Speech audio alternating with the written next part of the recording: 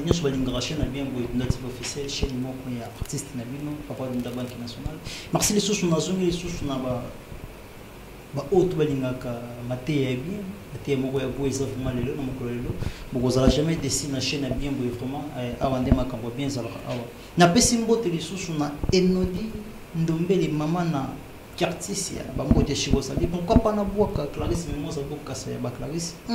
Merci Mathia eza makash awa nazana mo bumbu na Nzambe homme dédié moto tia ka lo nzambe kitoko makashi Pasteur John. Merci tokosola mingi fuma ya belé awa pona makambo mingi. Ya Nzambe awa ndezali solo ya parole de Dieu. Merci na zungli susu tokosola mingi ya bien awa vraiment na émission na biso lelo émission tsango ko loba sango ya malamu ezalaka vraiment kasi na émission oyo. Merci Tolata. Bonjour Paye. Bonjour. Bonne santé. Ça va bien, grâce à Nzambe. Oui, papa na zobi susu pona ona temps otoza oya confinement ya quarantaine. Ndeni tozo leksango pour batango. Non, tozo leksango malamu parce que Nzamba permettre biso to à chaque fois il peut s'amener cette opportunité de servir et comme a permis ce tour de 4 jours il y a culte tout comme si Nzambe. Oui merci et ça et là comment tu nous savais chose na tatu za la kana batan o za ki na confinement na batan o za siko na l'église toujours mon presque mingi l'église et ça sur na bato belete et ça na bato qui romandingi za la ki dibosho et zo mitu ça va passer dans Nzambe te non et zo mitu ça va ça dans Nzambe te parce que c'est biblique. Tout ça n'a pas mal de confinement, il y a maladie et que peu de gens ont besoin de l'église. Selon la Bible, il faut tout ça mibeko. Il y a bakondi. Balobi une église, soba il y a 100 personnes, beaucoup comme 50 personnes. Donc soba il y a 20 personnes, vous avez 10 personnes. Concernant conditions espace. Donc tu peux évoluer selon les bandes de parole de Dieu. Parce que Romains 13 le Bible tous à l'état parce qu'ils allaient Moussa Nzambe ozama atina na mabele. Merci pa inalingi siko ofungola ngamuke ngatamju na pesi kombono biete ofungola na kombono tebi balandi tu bazolanda chaîne pour bien ouais. Nzamba benga prophète John nazo servir le ministère de puissance et Saint-Esprit, ministère de la puissance du Saint-Esprit et du feu. Nous avons localisé na Viana non loin na Grafanil. Ils ont les sièges d'Abisso, tous ont un culte chaque dimanche, chaque lundi, et mercredi et vendredi. Merci Paye. Tout le monde a presque mingi mikolo na l'église. Baté ak les sous ba repenti, te baté ak ka to pambama boke bi poto bozo libala bosala boye mebek mati ya wana vraiment poto yebana ko keba to kota bon to mando kota likolo ezala soutien na l'église. Est-ce que l'église a doté rango? Non. Na réalité sur total bien dans la Bible, Apocalypse 14, verset 8, il le dit bien. L'évangile du Christ, il faut avoir la crainte de l'Éternel. Et puis adorer le Seigneur. Donc, sur une église qui va prêcher la crainte de l'Éternel, ils ont l'église ensemble. Parce que Apocalypse 14 est parlé évangile de Dieu. Ils ont la crainte de l'Éternel. Maintenant, il y a la crainte de l'éternel de comment on servir Nzambe. Non, il n'y a pas de service de Dieu, il n'y a pas de service Nzambe. Donc, ce qu'on y est pas nabiso, on remarque, nous prêchons la sainteté. Chaque jour, tu prêches que sur la sainteté. Au plus, le terme de notre capital, les chrétiens ne pêchent point. Donc, surtout les chrétiens ne pêchent point. Donc, les chrétiens vont avoir une vie à cause de la repentance plusieurs fois. Le la repentance, le basa repentance, le basa repentance. Non, ce n'est pas la vie des chrétiens. Or, les chrétiens vont se repentir une fois et c'est fini. Parce que la Bible dit, non, celui qui est né de Dieu ne pêche point. Donc, sur Jean 1 Jean 5, verset 18, il le dit, ceux qui est né de Dieu ne pêche pas, il se conserve et le malin ne le touche pas. Donc, la mission, l'évangile de Christ, c'est prêcher le royaume de Dieu, la sainteté. Les chrétiens ne pêchent point. Merci, merci vraiment Père. Tout au côté déjà, naïbi qui est balantu à mon canal natif officiel. Mathia déjà on est au côté émission Isaac Toko Makasi. Basa nanzo bazali, qui va basa nanzo bazali vraiment. Ah on a zone pasteur John. Prophète John. Prophète John, azo panza vraiment basali bazali. Merci pas il a dit dans son galé chouchou. Parole de Dieu, parole ya Nzambe nini oyo atikela biso. Parole nini oyo ya Jésus atikela biso. L'unique parole est Jésus qui a dit aimez-vous les uns les autres. C'est mon nouveau commandement, l'amour. Donc il faut qu'il y ait l'amour entre biso. Maintenant, ceux qui l'amour est entre biso, ceux qui ont les prochains, n'a pas été.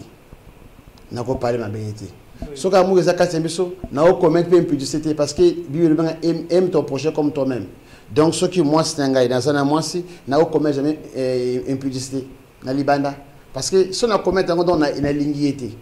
Or, si on a parlé du mensonge, d'un prochain, personne n'a pas ça veut dire carrément on a lignité. Or, Dieu nous a laissé l'unique condition, c'est l'amour. L'amour, et lui, l'amour, n'a pas sa vie, n'a pas pour la bino, c'est l'amour. Avant l'axi bolingo pour na biso ami pesi nzoto ne moko ami pesi makila na ye pour nous sauver biso raison pour laquelle azo demander pe biso ngo pareillement na prochain na église na moto so kotane il faut avoir l'amour or so zan l'amour okoyibate okotonga te kofinga te kobomate so zan amour kasi na yo okoyibate okotonga te kobomate okoblasphémer te parce que olinga nzambe et bien aime ton prochain comme toi-même aime Dieu comme toi-même comme aime Dieu comme toute chose. De l'amour. Merci, merci, merci papa. Moi, Baptiste Labukasa, Zoka Maté, Zokota déjà. Pourquoi pas Naboaka, Patricia la pomme webo, Zokoma. Martin Nazou qui est sous le pays, et tout ça, il trouve vraiment presque mingi. Bassin ensemble mingi. Pasteur Belé. Na liboso ya cher basengaka mingi mbongo te boye na boye bokosisa boye delo mabonza fo botsa boye nazwaki mwa te mokie ya kokota na église lelo dimanche lelo na moi ndenge nini kiti lekito maintenant na moni yango te église ebele ezalaka ntango ekomi na po mabonza fo bakata topesa motei boye bakata motei bandimi oyo bopesa na église. Et ça m'a bien tué, ça m'a l'homme. Et ça m'a bien. Parce que ce total dans la Bible, Paul le dit, dans 1 Timothée 4, verset 1, il dit vers la fin du temps, beaucoup vont abandonner la parole de Dieu. Ils vont faire l'apostasie. Hein? Ils vont se donner dans les choses du monde. Bakote ya mbongo, bakozala assoiffé na mbongo, bako abandonner même l'évangile à Christ. Il dit makambo se passer dans l'église de l'eau. Comme côté l'évangile à Jésus-Christ. Or que l'évangile ne se vend pas. Sur moi-même, Paul, il a prêché la parole, Alors, il a eu 10 millions, sinon, il a Jérusalem. Donc, il ne s'est pas préoccupé de l'argent. Or, ce qui est important pour nous, c'est gagner l'âme. Pas gagner l'âme de venir à l'église, c'est gagner l'âme pour être présent devant Jésus-Christ. Préparer une église propre et sainte devant le Seigneur. Ce n'est pas l'argent. Or, ce que tu as dit, tu as monté à maï, tu as monté à huile, tu as monté à parfum. Si tu as monté à maï, tu as monté à objet de l'église, et comme carrément l'apostasie. Parce que 1 Timothée, allons voir d'abord 1 Timothée 4, verset 1. 1 Timothée 4.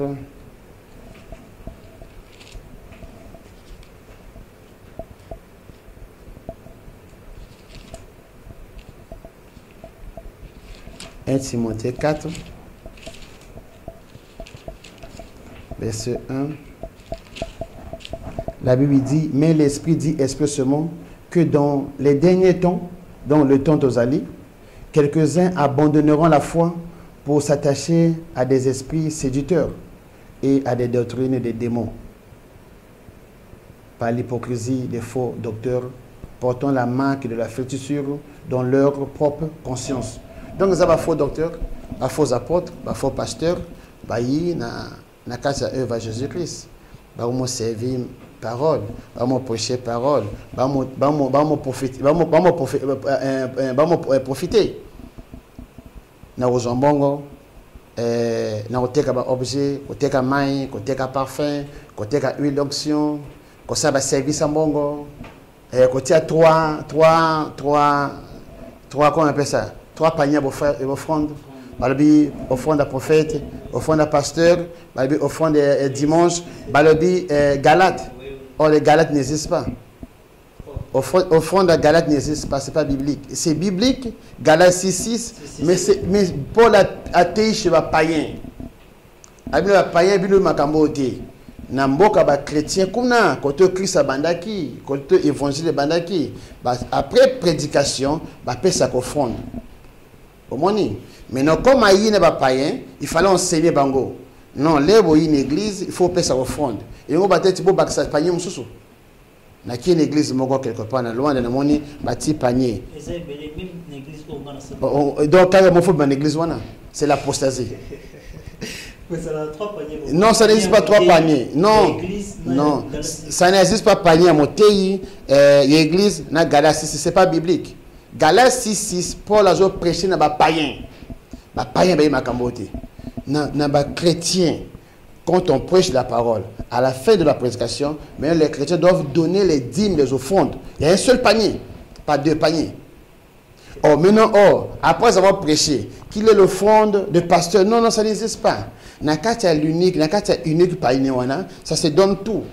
Il travaille à l'hôtel, mange à l'hôtel, comme à l'Ingdéwana. Mais attention, à Galate n'existe pas. Galate, c'est pour les païens. Mais comme nous sommes tous les chrétiens, bon, on a panier, il y a païen. Panier Zaka Moko. Panier Zaka Moko.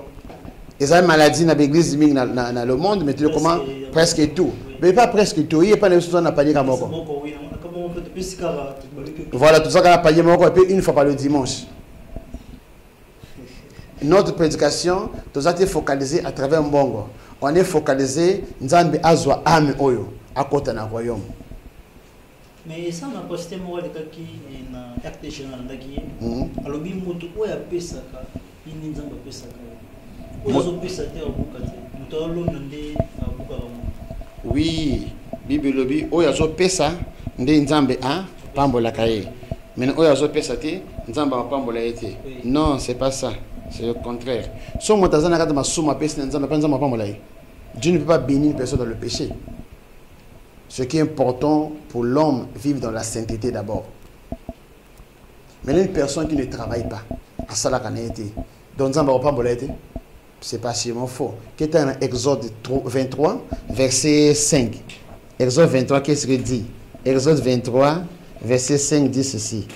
Verset 25. Dieu n'a pas besoin. Nanyambo on a pourquoi pas bolaya. Exode 23, verset 5. Et verset 25, il dit ceci: vous servirez l'Éternel votre Dieu, et il bénira votre pain et vos eaux. Et j'éloignerai la maladie du milieu de toi. Il n'y aura dans ton pays ni femme qui avorte, ni femme stérile. Je remplirai le nombre de tes jours. Ils ont été pour la paix. C'est bon, on a pas le moto. Moto a payé leur Nzambe. Moto Oyo a payé leur Nzambe. Ils servent seulement l'Éternel. Quand une personne qui ne travaille pas, la mission principale, servir Dieu. On est appelé à servir Dieu. On peut servir Dieu comme caméraman, on peut servir Dieu dans une tendance, on peut servir Dieu dans le protocole, on peut servir Dieu partout. Servir Seigneur. Excusez-moi, papa, pasteur, on a dit qu'il y a cette explication. A bien ça, on a dit à l'église, ma pesa kaba 10 millions sur oyo nzamba le béli au pesa. Mais nzamba pambola rayo les kamuta qui dans l'église pesa va limiter. Est-ce que c'est normal ma baba? Mota qui l'église ma pesa ka 10 correct. Un dixième. Donc ça veut dire mota qui l'église dans la sainteté. Voilà. C'est à travers l'église, à travers parole en nzamba to comme propre. Jean 15 verset 3. À travers parole en nzamba to comme propre. Maintenant il y a que l'église as un païen avant n'andako azo pesa dîme te nzamba wa béni gete Ephésiens 2, verset 2, on te bénir. Il ne peut jamais bénir personne qui est dans le péché. Même si ça paie sa dîme. Dieu ne prend pas les dîmes là. La différence n'est pas dans chrétien,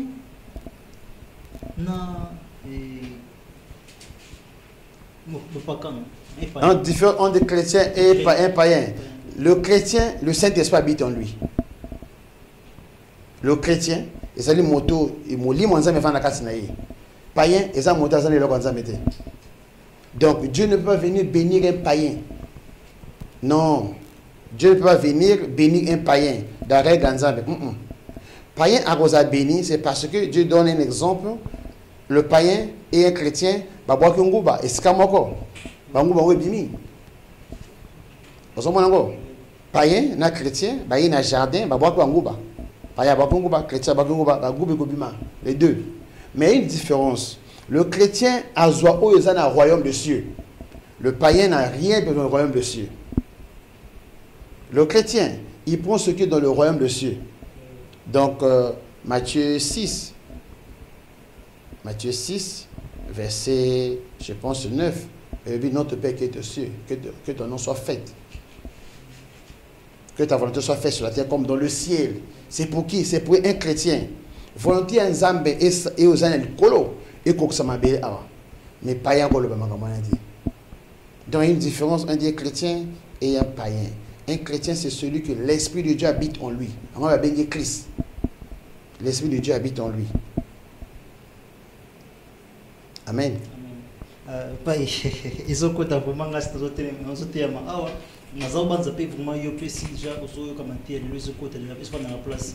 Matea boende singa katotsa na motema po matea kitoko boye jamais kobora onge panzi ngati ko keba na okima na koma balandi tu balinga racheta bien boye vraiment matea yango toza jamais dessiner na tongo lelo ou azolanda déjà kozapete bana kota déjà chaîne bien matea kitoko isa awe pa ya homme de Dieu pasteur apôtre John pasteur apôtre prophète oui.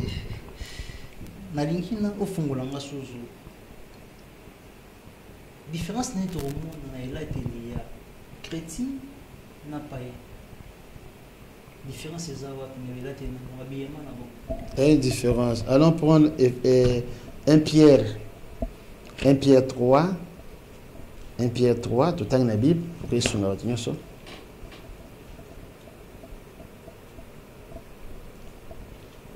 1 Pierre 3 verset 1 ou bien 1 Pierre 3 verset 3.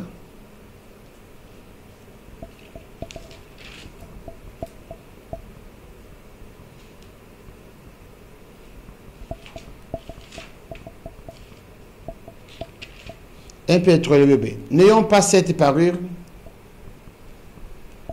Ou bien comme 1 Pierre 3 verset 2. En voyant votre manière de vivre chaste et réservée, ayez non cette parure extérieure qui consiste dans les chevelures tressées, les ornements d'or, les habits qu'on rêvait, mais la parure intérieure est cachée dans le cœur, la pureté incorruptible d'un esprit doux et paisible qui est d'un grand prix devant Dieu. Ainsi se paraient autrefois les saintes femmes qui espéraient en Dieu, soumises à leur mari, comme Sarah qui obéissait à Abraham et l'appelait son Seigneur. Donc, il y a une différence entre l'habillement des chrétiens et des païens. Normalement, les chrétiens, il faut voir la pureté, la sainteté. C'est une manière au bon minzo de nos. Mais le loso moni ba sœur en Christ, on l'a teblamba à pasteur Awa, nous autres libanda, au moins ba sœur alati mini jupe, alati pont, alati jupe na pasteur monene. La pauvre sœur mon akoyawa, au moins ba Christian libanda. C'est assez faux. Donc les chrétiens doivent bien habiller, va protéger le corps na bango. Y compris même ibali, parce que moi ibali on a pantalon on a serango, et comme la semaine ma colonaï, c'est pas bien. C'est pas digne na ba na Nzambe. Il y a des habits, il y a des lamba au ban en Zamba Rolata, il y a des lamba au ban en Zamba Rolata. Pour notre est-ce que vous séduisez bateau? Est-ce que vous créez scandale dans l'habillement? C'est ça créer un scandale. Là, maintenant. Donc là, tu lamba au créer des scandales dans l'église, ou bien dans le peuple, ou bien dans Zéla. La sainteté, ce n'est pas seulement dans l'église, mais également dans le quartier, dans le mosala, partout au Kenya. Donc les chrétiens, ils ont les habits, ils ne doivent pas porter. Ils ont totalement mabé pour un frère qui a ta culotte. Tu dis, non, frère. Oui. On appelle ce exemple. Au moins, quand il y a football, frère, tu vas torse nu. Moi, tu sais, Dieu, mon lingate. Mais non, ceux qui font les torse nu, dans un milieu de sœur, et dans le milieu de sœur, à séduire ma sœur. Dans le milieu de sœur, va jouer ballon. Dans le milieu de bassi, va jouer ballon. Ou bien, va au chocolat. Moi, tu sais, Dieu, mon lingate. Bassi, va séduire, bassi. Mais nous sommes joués comme au ballon, dans le milieu, à séduire. C'est pour cela, les frères ne peuvent pas porter de coupés. Si on a dit coupé, on séduit ma soeur, ma colonne, il y en a pas sur ma colonne, il y en a ceux qui ont velu. Donc, les bios mobali, on séduit ngati, on séduit bassim sus. À travers ma colonne. Il y a le col à biso na quatre mibali, tu vas na mibali, mbali. Tout le monde est seulement à la team mini-jeep. Ma connaît qu'on séduit biso. Ma connaît qu'on attire biso. C'est pour cela, c'est interdit pour le soeur de porter le mini-jeep. Également, il y a frère qui a coupé dans le milieu de la soeur, on séduit bango. Mais il y a frère qui a coupé dans le milieu de la soeur, ce n'est pas un problème. Tu vois là l'ensemble, torse nu, ce n'est pas un problème. Mais il y a ceux qui ont torse nu, quand il bassi, on séduit bassi. C'est pour ça que les hommes doivent bien habiller, ne même pas les couper. Il faut voir la table maintenant, ils séduisent nous autres, ils coincent nous autres, pour nous séduire, ce n'est pas bien. D'accord, tu me dis que dans ce monde, l'église est pentecostale, mais ils ont un message. Il n'y a pas l'église. Au Bingango, ils ont un message. Pourquoi? Parce qu'ils ont la sainteté. Le message n'a pas apporté la sainteté. Le message n'a pas apporté la sainteté. La sainteté provient depuis l'éternité. La sainteté provient de la Bible. On est dans une église pentecostale parce que. Pourquoi thème pentecostal? Toutes les églises où ils ont un Saint-Esprit manifesté que la Bible est église pentecostale. Bon, c'est pas ça le mot. C'est pas ça le mot. Pentecôte et Pentecôte, pentecostal ou bien Pentecôte et se manifester depuis Kala. Mais ça existe toujours. Mais non, là où il y a l'église de Christ, les œuvres doivent se manifester, les œuvres du Saint-Esprit. Pentecôte. Mais non, si nous on dit non, vous avez un message. Non, on n'est pas comme message. Tout ça selon la Bible. Tout ça selon la Bible. Oui, il y a beaucoup d'églises pentecostales, mais non. Beaucoup des églises pentecostales, c'est un problème. Basé sur la doctrine de Christ. Basé sur la doctrine de Christ. Toute église était comme moi, c'est basé sur la doctrine. La femme n'a jamais moi dans le ministère. Parce que surtout dans 1 Corinthiens 14, 1 Corinthiens 14, verset 32. 1 Corinthiens 14. Moi, si la femme ne peut pas prêcher, la femme n'a pas l'évangile. La femme n'a jamais été appelée dans le ministère. 1 Corinthiens 14, verset 33. Car Dieu n'est pas un Dieu de désordre, mais d'ordre, comme dans toutes les églises des saints, que la femme se taise dans les assemblées, et il ne leur est pas permis d'y parler, mais qu'elle soit soumise, selon le dit aussi la loi. Or, la loi vient d'où? La loi vient de Genèse 3, verset 16. Or, Genèse 3, verset 16, selon la loi, comme Paul dit selon la loi, Genèse 3, verset 16 dit quoi? Genèse 3, verset 16. Dit Genèse 3, verset 16. Et il dit à la femme, dans la loi, et il dit à la femme, j'augmenterai la souffrance de tes grossesses. Tu enfanteras avec douleur, et tes désirs se porteront vers ton mari, mais il dominera sur toi. Il dit, qui dominera sur l'autre? C'est le mari. Maintenant, si tu dis, moi, si tu as prêché, il domine sur qui? Sur les hommes. Maintenant, moi, ça a commis prophétesse, a commis pasteur, moi, ça a commis apôtre, moi, ça a commis visionnaire. Alors, dominer sur nous. Si mi-bali, carrément, pour bimi devant Nzambe. Or, c'est une condition sine qua non. Il faut tout ça, mi-beko. Donc, ça de continuer, dans 1 Corinthiens, on a toujours 14. Au moins, Paul a lobby, oui. Paul a lobby dans verset 35, 36. Si quelqu'un croit être prophète ou inspiré, qu'il reconnaisse ce que je vous écris est un commandement du Seigneur. Donc, à la Bible, attention, ce que vous êtes prophète. C'est une révélation, moi, c'est à cause d'un prophète. Moi, c'est à cause de non. Celui qui parle, c'est le Seigneur, c'est le commandement. Or, le commandement, il faut tout sango.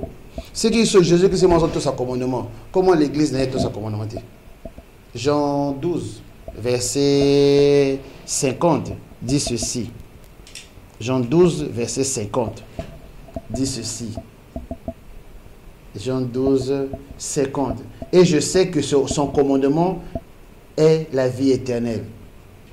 Jésus qui s'est dit, na yebi que commandement na est la vie éternelle. Donc église nyonso et beaucoup de ce commandement car mon Saint-Esprit ça na bangote basé na vie éternelle. Parce que c'est pourquoi les choses que je dis, je ne dis pas comme le Père, je le dis comme le Père me l'a dit. Donc église nyonso et tiki moi ça teya carrément basé na Saint-Esprit. Donc il était dans Jean 14, dans Jean 15 et Jean 14 verset 15. Il dit ceci: si vous m'aimez, gardez mes commandements. Ça, c'est une condition. Si vous m'aimez, gardez mes commandements.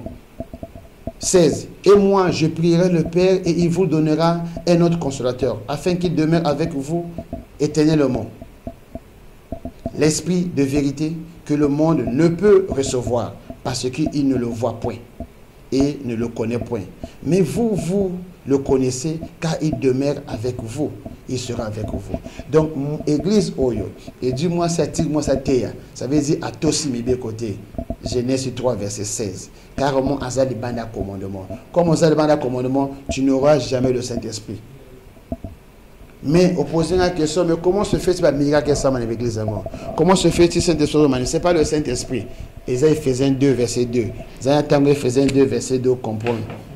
Ça, c'est le problème. Éphésiens 2, verset 2 dit quoi? Éphésiens 2,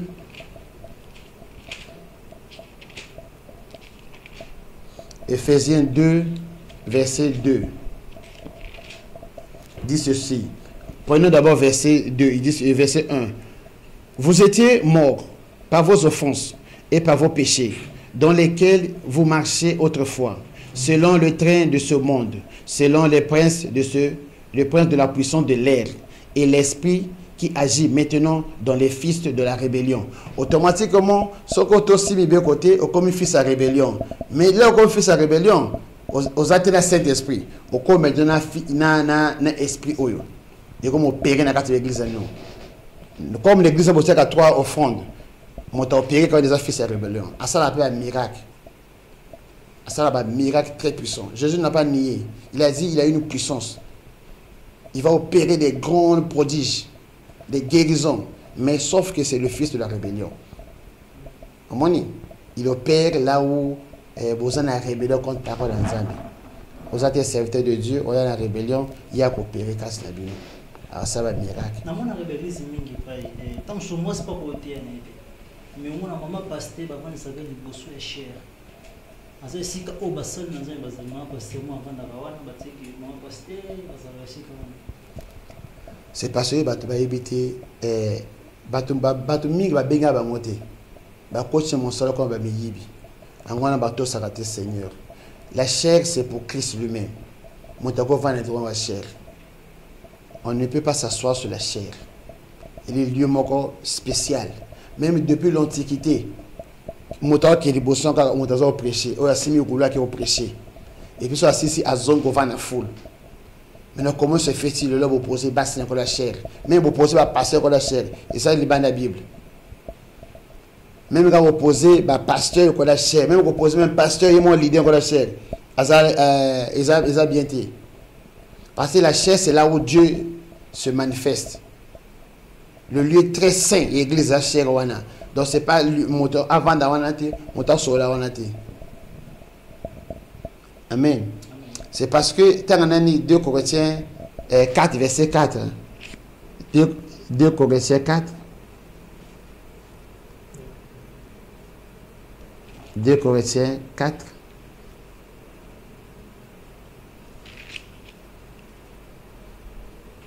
Il dit quoi? Pour les incrédules, dont le Dieu de ce siècle aveugle l'intelligence afin qu'ils ne vissent pas briller la splendeur de l'évangile de la gloire de Christ. Donc, ben incrédule, dit bah pasteur wana, bah il va vendre une église, bah comme bah tiba podium, bah pèse bon on vendre, bah ça ben incrédule. Satan m'a kagi bango, m'a aveugle bango. Pour que bah tu comme on splendeur en Nzambe. Amen. Donc, dans le monde, il y a un crédit de belé, c'est ma cam oyo. Ça tombe dans le véhicule bango. Il y a un zone qui sont que ezana. Monsieur peut ça baptême il y a tata moi on appelle innocent. Baptême, beaucoup de pasteurs sont baptisés par le baptême au nom du Père et du Fils et du Saint-Esprit. Maintenant, mais quel est le vrai baptême en réalité? Quel est le vrai baptême? Le baptême au nom du Père, Fils, Saint-Esprit, Jésus Moutalobiango. Dans Matthieu 24, dans Matthieu 28, verset 18 à 20, il parle sur le baptême. Mais en réalité, les apôtres, ils n'ont jamais baptisé par le nom du Père et du Fils et du Saint-Esprit. Pourquoi? Pourquoi? Parce que Jean a lobby. Dans Matthieu, je pense Matthieu 11, Matthieu 3, verset 11. Je pense Matthieu 3, verset 11. Que dit Matthieu 3, verset 11?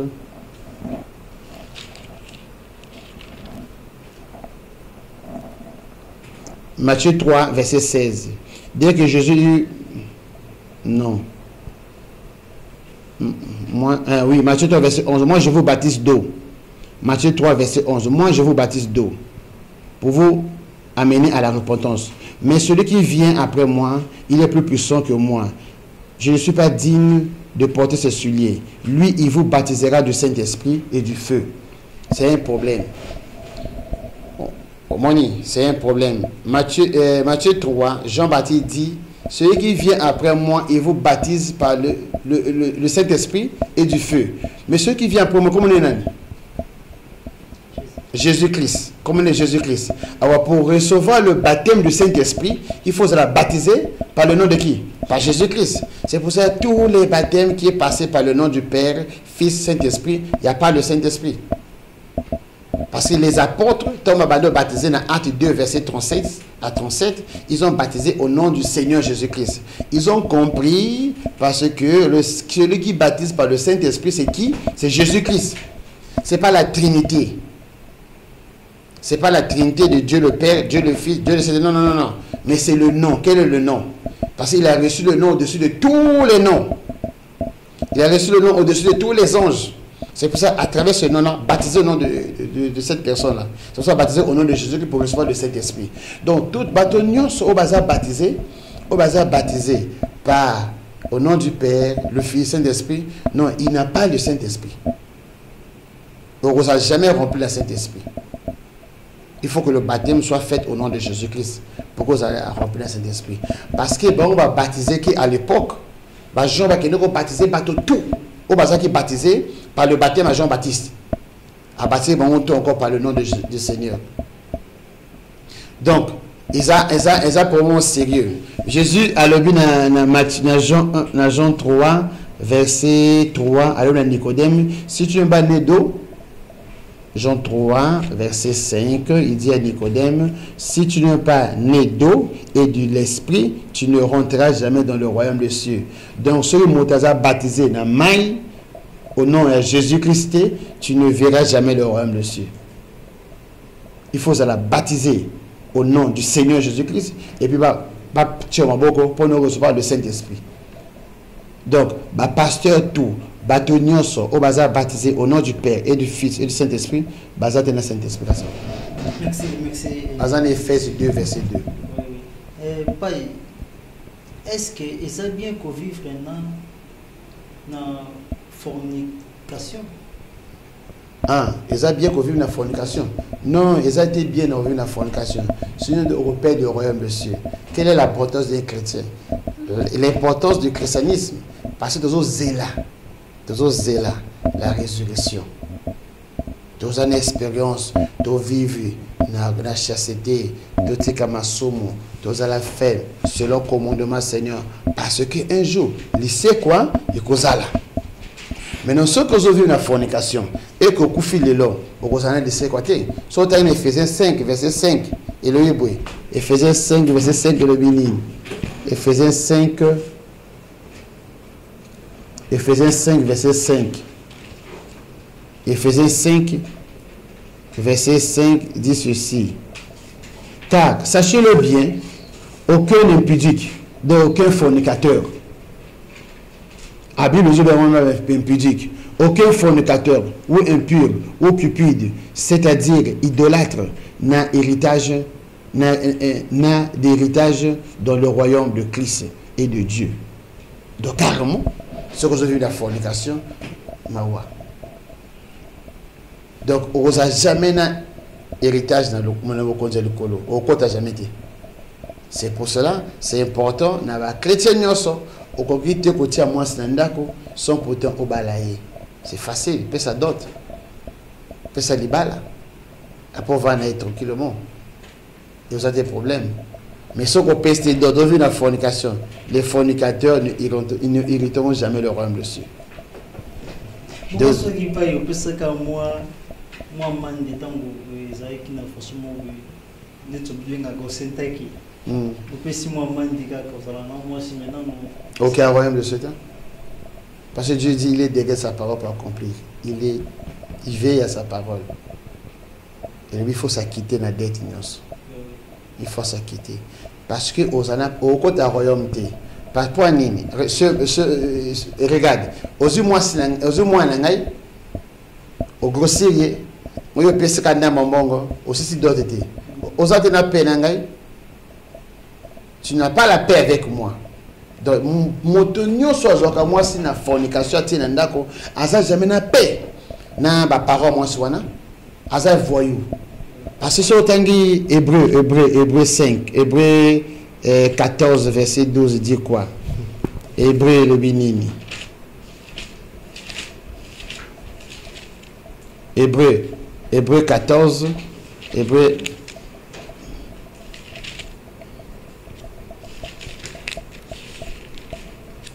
Hébreu 12 verset 14 dit quoi? Hébreu 12, 14, le bébé. Recherchez la paix avec tous. Recherchez la paix avec tous. Et la sanctification sans lesquelles personne ne verra le Seigneur. Donc, il y a ceux qui ont cité d'autres, aux yeux moins la moto, aux a la fornication, aux a la peine à moto. Donc, ça veut dire automatiquement, au côté du royaume de Dieu. Automatiquement, on rencontre le royaume de Dieu. Parce que tu n'as pas la paix avec ses parents. Tous les fornicateurs n'irriteront pas le royaume de Dieu parce qu'ils n'ont pas la paix avec leurs bonnes familles, leurs belles familles. Pour le moment,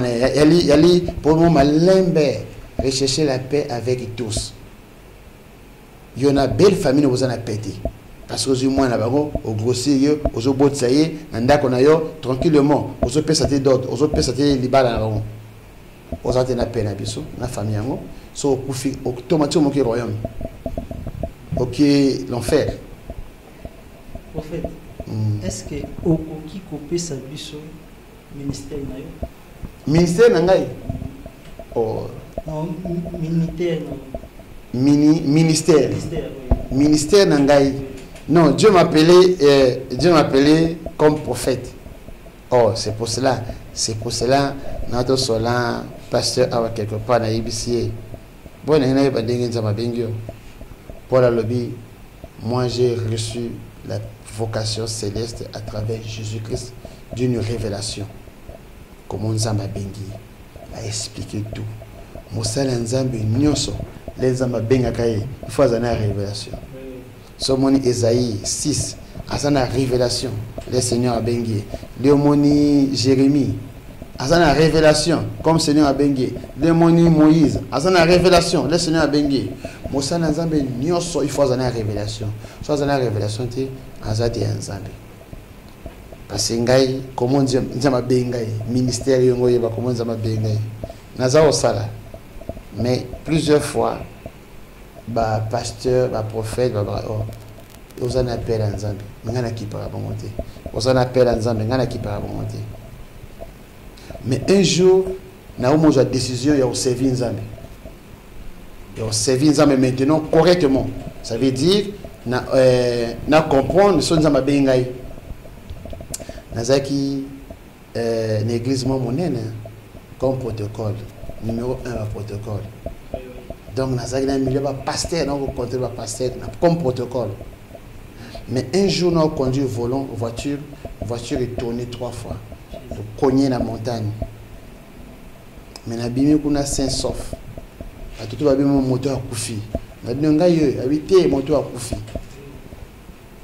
na comprendre nzamba na fana zonga na servir na lui bonatiki ba faire tout wana parce que na ok na fazenda un jour d'un côté mo sana nzamba wa ebingate a lobi na ngai monde ko telemi aussi mi flèche o tchona simana yo nzamba zo benga yo zo kimanga na tension ko détruire mais na soki wana te parce que au cause a été mo sana nzambe ka pona monta lobi na yo na eu décision gamoko na ki na montagne 7 jours na vendu 7 jours na prier nzambe confirmer si réellement tu m'as appelé c'est bizarre hein mvule ko linda likolo mvule noka likolo be ngo kweya na zai na bana na bible na biso mvule kweya na robeba na bi seigneur mvule kweya te aussi longtemps na zai na 3e jour à prière aussitôt là na lobi ka ndengona c'est bizarre hein? Likolo fongwani et comme clair na moni étoile mais là la tieko là na kati ya moustique na zaki na moni moto debout na likolo na moni moto je na simbi bible nazo monte nazo kosate cet esprit témoin na makama nazo ba na moni moto debout na zue photo na zue bien te na zue photo et bien te na bimi na kola kati ya moustique na zaki comme na en plein air na à cause de point ba moustique na tali kola moni moto bien debout nazo fixé là comme un quart de tour à pas bongani le Saint-Esprit est témoin. Je ne blasphème pas. Je dis ce qui est la vérité. Voilà la sali 7 jours. Mais na kati ya révélation wana. Fallait pas sokora ngama pas sokora monoko. Ba brosser mon logo bien ce et makamoleki na nani en Ézéchiel na Ésaïe 6. Ce que Dieu a touché la bouche. Il est maintenant sanctifié, il n'a plus le péché. Il fallait nous avoir bien. La casse à révélation n'a bimi, n'a qui sont sandales. N'a petit oiseau qui n'a pas eu à Okumbanga qui est sur la montagne, la casse à révélation. Qui nous a sandales n'a eu à Boyaki.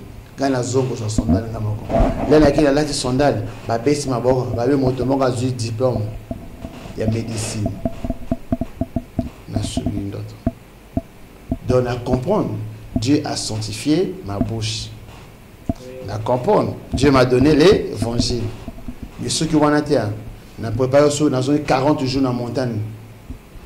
N'a sali 13 jours sans pourtant boire, sans pourtant manger. Maintenant, moi, il m'a compliqué. Mais là, comment le 22e jour, Babylanga au cogité au prêter serment, au cogité au bandé à côté, sans pourtant au prêter serment la pandaille. Batbaki belé bavandi na révélation Bible nga oye maboka pasteur João azasa na Portugal les na zu Bible na posé maboka be na lebi na zo prêter serment devant Nzambe na ozonga simate na otala ni à gauche ni à droite na kaliboso comme prophète Élisée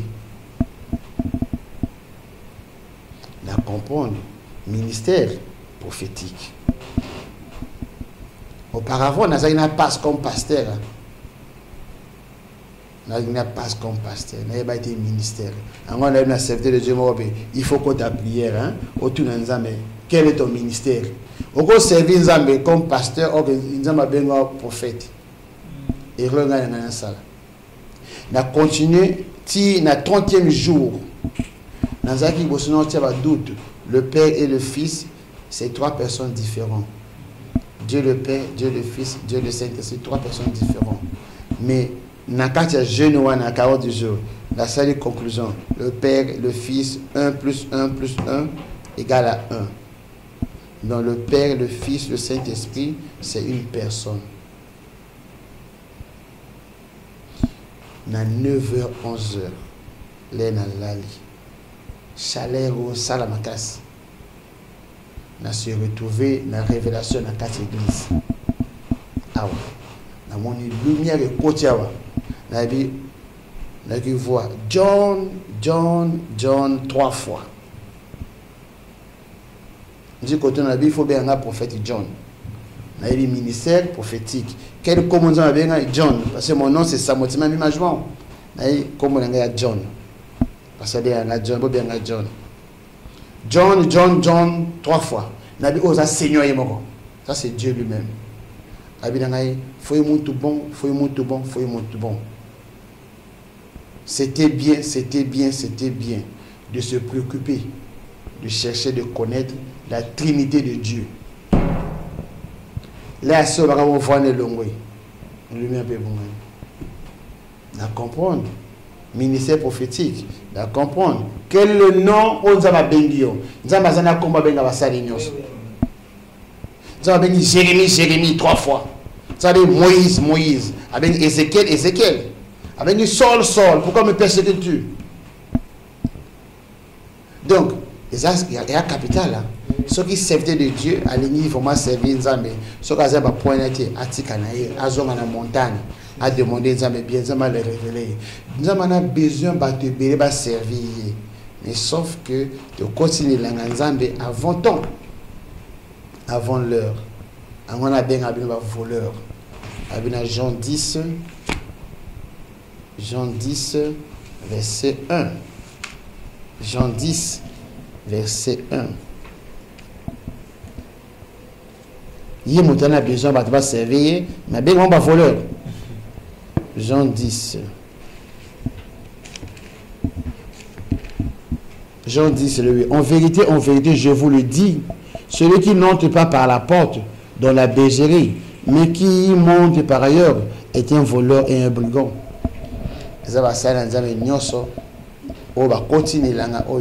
Aïe même pas comme on a un zama bien jamais comme on a aïe même pas ministère aïe zama de mission ministère parce que Paul a dit moi j'ai reçu ce ministère à travers Christ lui-même par la révélation. Or Jérémie peut la révélation, Moïse peut la révélation, Ézéchiel la révélation. Maintenant yo ils ont la révélation ça sert pas au bien à voleur. Et ça va ça nzambe mususu ba comme ici et ngoma nzambe lokola royal monde tant suya zati otika mwana pasteur église. Ce qui aza mosala nzambe solo. Aza mosala nzambe solo. Il faut nzambe koloba na ye tika ministère intel. Nzambe koloba na ye. Mais c'est passé na Moïse.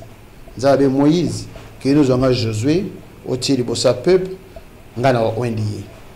Ya makambo c'est passé na Eli abi Djonga qui nous a Élisée. Bien que ça na ba bana ibele wana ya collège, il y a Liboso, 2e, 3e collège, il y a prophète. Avec Tengana Sosé Élysée, Azadé comme prophète. Azadé va faire naïe. Zong Élysée, n'a pas naïe. Donc il faut nous en démorer benga yo. Mais ça, nous sommes en benga été. Il y a benga qui faut ça Azadé qui fait soin. Le temps que moi naïe mon kaboti. Ndapesi atikala. Papa n'a Azadé bien ta ligne moi n'était. Papa n'a ligne moi n'était. Parce que ndako yotika nango. Église oyo kotika nango église oyo nzamba kozodi église oyo bakiti oyo kotika nango mais problème eza ame na biso papa na sungi mwana eta soka sa papa malamu anga sunga mwana yanga tuna nzambe est-ce que bengi mwana nga biologique ou bengi mwana nga molimo nzamba bana na bengi mwana molimo donc on de mwana molimo wana et puis ko mota on de ke basala nzambe za nzambe yemoko pasteur au un de mototé. Pasteur ou un des serviteurs de Dieu. ngai comme prophète na oindi pasteur c'est impossible. Donc nzambe ko na na oindi mwana na molimo. Et si tu es pour sa peuple, nzambe choisirait comme leader or ko landa ngai or suivre so ngana ça va continuer œuvre, c'est tout. Et puis nzambe ko ta kasi na ye. Ce qui s'est passé dans Acte 10 verset 38. Dieu a un Christ par son esprit. Mota oindi ki mosana nzambe ya nzambe moko. Donc ce mon papa a eu moi animal biologique attié à l'ingété parce que dans le macambo ils a compliqué. Gars là c'est pas dans moi ngana tia awa parce que servir le tenant c'est pas compliqué. C'est pas facile. Angwa ba prophète ba boye mission oyo. So moto alanda makambo mbambo aza moyibi. So moto azo landa makambo nzambe mbambo faut talane bien aza moyibi parce que musa ba to ba boye rago. Na salaka ngai tilo na salaka makambo o so na yebaki nzambe za yo na onzo so makambo zongo to créer paix parce que c'est pas facile donc ils étaient facile pe na papa wana azo nga pesa mwani bon Moïse akina bana te Moïse akina bana mi bale wana Élie le sacrificateur akina bana mais nzambe a choisi Samuel. C'est clair, hein? Bachaka te mwana na makambo. So nzama lobi na yo, tia mwana, oti mwana. Mais so nzama lobi na tia te ozoboma mwana wana. Maxi, par exemple, ba chanson belezo ma mingi na mukili. Ba mise chrétien bazoyemba. Tozoka mingi bazotanga ba kombo ya ba démon moko ba laisser faire ngo bele banzimbo. Ba chanson bele. Et ça se retrouve comment autant le différent ba tout bazo imba nzimbo ya mokili na nzimbo ya nzambe bete to benga to comment on doit est comme on ndingi moko différence zote sorti ba chanteur ba frère chrétien ba ko moye ba nzambe et ba moye ba nzimbo ba ti ba komba ba démon na kati ba ça ba païen ba latika komba Christ ba ça ba païen tala Ésaïe 4. Ésaïe 4, verset 1.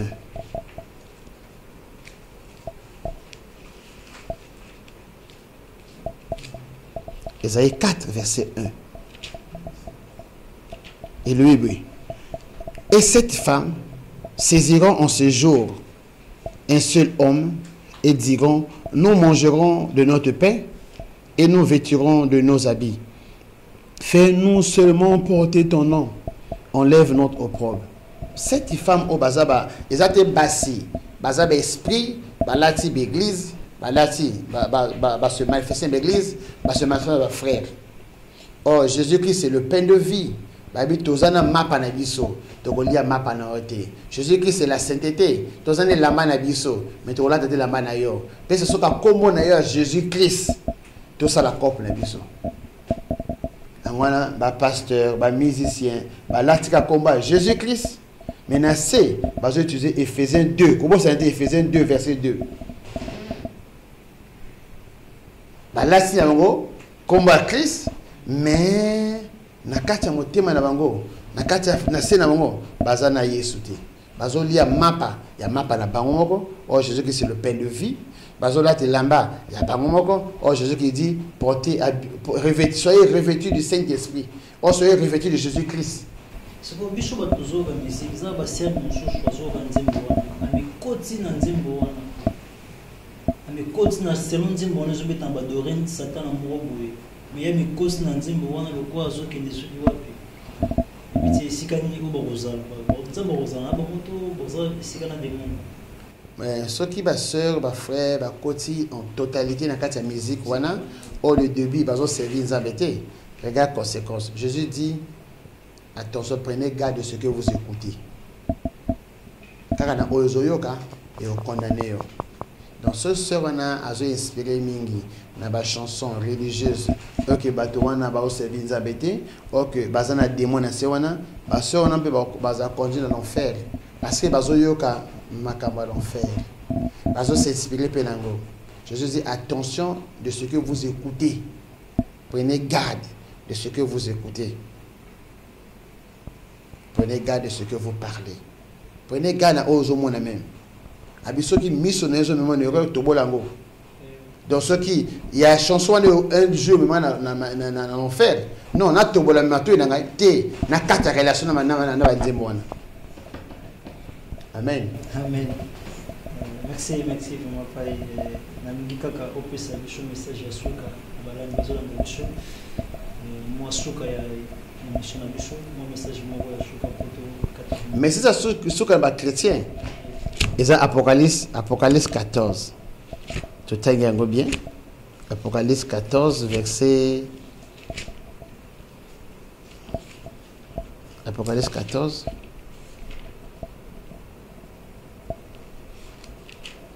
Apocalypse 14, verset 8. Je vis un autre ange qui volait par le milieu du ciel, ayant un évangile éternel. Donc il faut biso balanzambe to lukako to landa évangile éternel pour l'annoncer aux habitants de la terre, à toute nation, à toute tribu et à toute langue et à tout peuple. Il dit d'une voix forte, craignez Dieu et donnez-le gloire. Balanzambe nyoso faut balanzambe. So balanzambe te, on glorifier Nzambe te, on glorifier Satan et puis le but on se retrouver dans l'enfer. So ko balanzambe te. Nzambe va se manifester casse bisoté. Amen. Et pas moi concernant mon pour na basana Nzambe ko bazo tambola na ko balanzambe te, basana Nzambe bazo tambola na makambo oyo bomusimba tamana Nzambe te. Mon concernant mon basana Nzambe nyoso o bazo tambola na ko banga Nzambe te. Hein? Mazam asa mosala Nzambe. Oh. Azo mosala Nzambe. Mais avant tambola solo mibeko ya Nzambe. Atika neka ministère. Parce que Hébreu 6 hein. Hébreu 6. Atika parce que Atika ne pas que si kali pas ne mais là amona sika so atika ngozo so li pas ne. Soki aboyo tika pona mapa na ye, pona lipa na ye, aoza condamné à ozika. Malama tika ngo avant na bon, nzamba salé miséricorde. Mais so a continuer quoi côté ka makambo oyo. Jésus Christ je suis la pierre. Abis nazali banga osuna kweli ko na yo kuma poussière. So betil bakuru ko na ye oza okata na ndamu. Malamu tika azo dévier bana Nzambe. Oh, Jésus-Christ a foutu prier à makila na ye pour sauver le peuple oyo. Et puis ye pasteur ombriango. Non, Jésus-Christ a kweli ko na azali banga. Le pasteur wana malamu batika.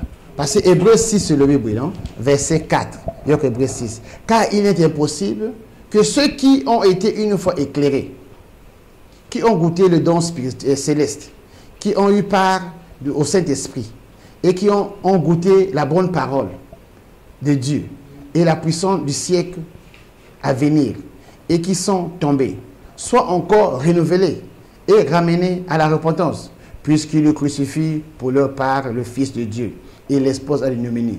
C'est impossible. Donc ma langue ça dans batika bavana bon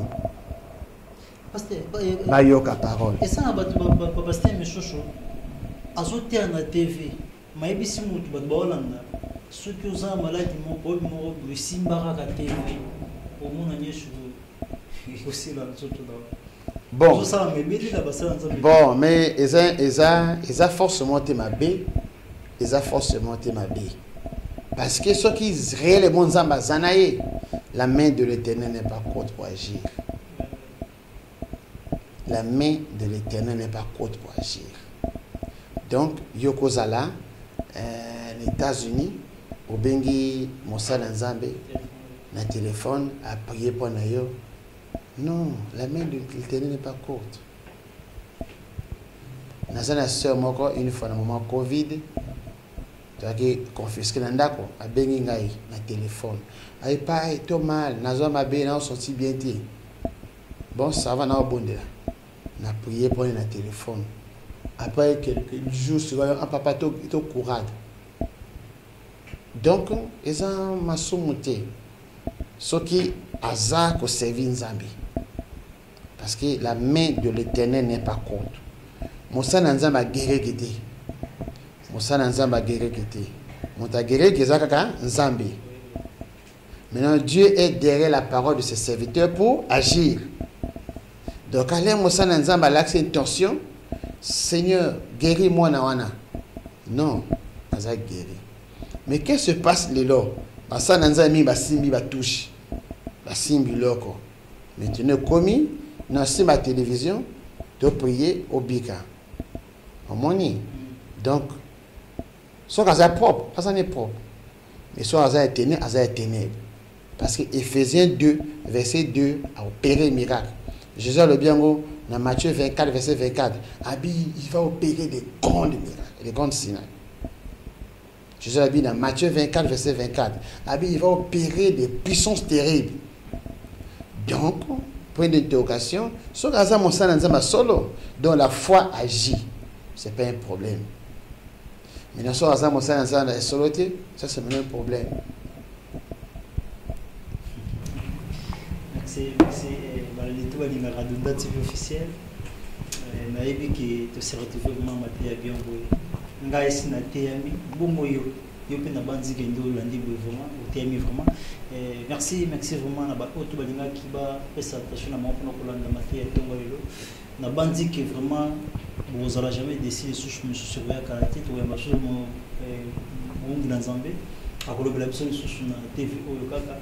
Tu vraiment belé toujours quand on a TV. Mas tous à s'abonner presque mingi tous s'abonner, ou s'abonner, toujours fidèle, vous n'avez jamais décidé. Merci Nazongi les sources et pas il y a prophète de Balanga Shuka, Zaraka. Un numéro de téléphone.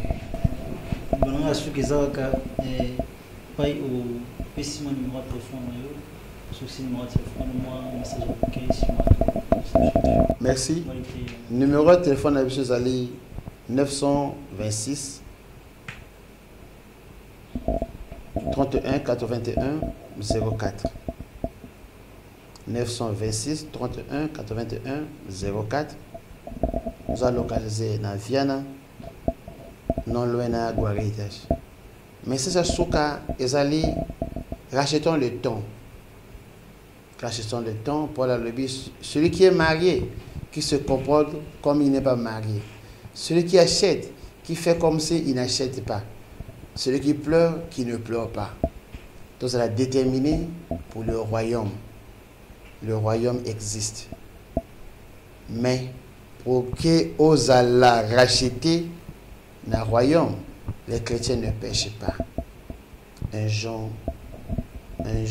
5, verset 8. 1 Jean 5, verset 18 à 20. Et lui bien, les chrétiens ne pêchent pas. Se conservent. Donc, dernière parole de M. Zali. Bissoba chrétien, non, tu péché. Parce que celui qui nous a racheté par son sang, il est 3 fois. Il est saint. Il a payé par le prix de son sang. Donc, ce n'est pas bien pour nous de chrétiens de pécher. Parce que la repentance, au moins Pierre, au moins Paul, au moins porte nyonso, va se repentir jamais 2 fois. Montazola Nengai, font la Bible. Le gars côté Paul a se repentir 2 fois. Pour bénir le téléphone. Le gars côté Pierre a se repentir 2 fois. À quoi il est le somme 2 fois. Le gars côté Jean a quoi il est le somme 2 fois. Après avoir reconnu Christ, depuis il a baptisé, non, ils n'ont jamais commis le péché.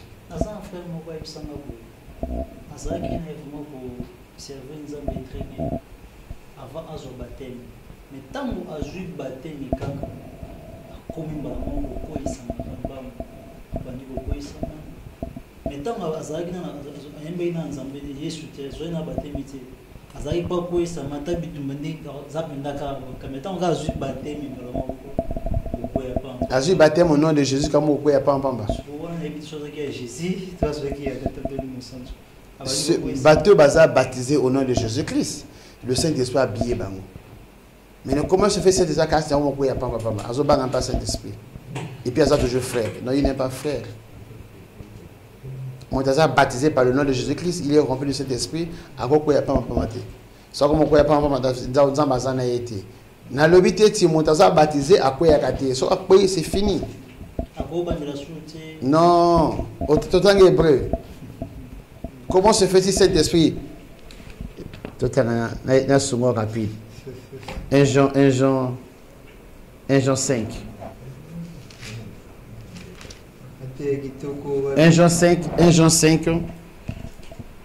Jean 5, verset 18. Nous savons que quiconque est né de Dieu ne pêche point. 1 Jean 5, verset 18. Nous savons que quiconque est né de Dieu ne pêche point. Mais celui qui est né de Dieu se garde lui-même et le malin ne le touche pas. Celui qui est né de Dieu ne pêche point, ne pêche point.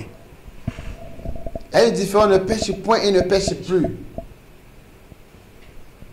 Ne pêche plus, donc mais ne pêche pas. Mais s'il ne pêche point, Amen. Parce que Christ viendra pour détruire le dernier ennemi, c'est la mort. Or, le salaire du péché, c'est quoi? C'est la mort. Donc, les chrétiens, au adversaire à Christ, au dernier ennemi. Amen. Amen. Merci. Amen. Que Dieu soit loué. Hein? Le salaire du péché, c'est la mort, pasteur. Le salaire du péché, c'est la mort. Mais le dernier ennemi du Christ est à mort. Qu'est-ce que Christ? Vous savez qu'on a ennemi du Christ. Alors, comme on ange Christian, on a ennemi du Christ. C'est compliqué. Merci vraiment à Balanion sur la qui donne TV officielle. Chez nous, on bien ma casse. On dit la maté vraiment un bon truc. Tout le maté à quand tout ça la bouée et tout ça dit bala, tout qui dit bapoto non. Maté vraiment un bon et maté à vie. Oui, vous pouvez savoir pourquoi tout le monde a une cause de boulot. Maté vraiment un bon. Merci sous comme dédié au PCM sur le tout comme casse. Na journée à l'élo mais c'est pas ma casse vraiment auto balanda qui émission ou banda bande pesuka nzambe apambola bino lisusu vous allez jamais des to s'abonner toujours massivement na chaîne Kitoko Boy Dunda TV officielle vous allez jamais des na chaîne bien boy merci na bombi lisusu na auto ba soutenir ngai beaucoup cher tu ça nzambe apambola bino vraiment na utanga na ba Kongo te pona bona ba utanga ba Kongo na bino bino na tanga ba Kongo bisengo pesaka molinga ba Kongo te merci na opesa na ba Kongo te na pesika ka Clarisse Mimoza bukasa mama na Christiana mambo te shikozali participant à la pomme webo mwana mosi mo bien na kaza Brésil mambo te shikozali na bosani te na yelinga na boaki vraiment na kimia makasi na diaka bien Willy les bouchers mon vieux mon père ou mila shikozali na France na pesi mbote suna mama Suzana Kamba na kati ya Rotterdam bambote shikozali merci ciao.